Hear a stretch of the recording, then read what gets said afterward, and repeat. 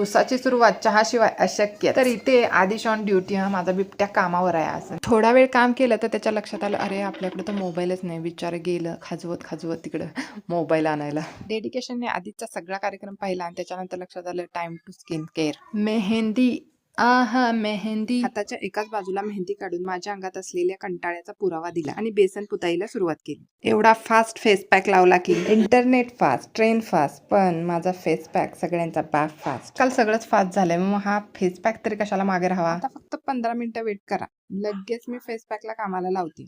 धुवून आले ना की मग ग्लोची हजेरी घेऊ. तर मैत्रिणींनो, 15 मिनिटात धुतलेला आहे फेस पॅक आणि दिस इज द ग्लो. तर रात्रीचं आयतं जेवण, आयतं नाही, हे मीच बनवले आणि एक घास खाताच माझ्या मुलाचा काहीतरी कांड केलेला आवाज आलेला आहे. नंतर आधीचं मॅटर सॉल्व्ह करून आम्ही डिरेक्टली गेलो स्वामींचं दर्शन घ्यायला.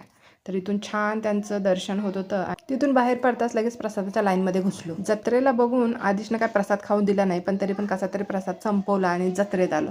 त्याला सगळ्या राईडमध्ये बसायचं होतं, तर सगळीकडे त्याला बसवलं. या दिवशी त्याला खूप मजा आलेली. तर तिकडून झालं की लगेच आम्ही दर्शन घेतलं दुर्गा मातेचं आणि तिथून लगेच बाहेर आलो. बाहेर येताच सेल्फी मूडमध्ये होतो, पण काय आम्हाला काही जमत नव्हत्या पोज.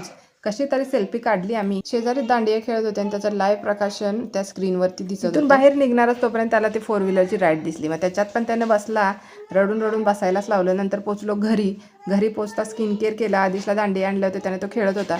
थोड्याच दिवसात तुम्हाला विजिबल ग्लो दिसतोयच. तर अशा प्रकारे तुम्ही 7 डेज चॅलेंज घेऊ शकता. तर आजच्या व्हिडिओमध्ये एवढंच. आता भेटूया नेक्स्ट व्हिडिओमध्ये. तोपर्यंत बाय बाय.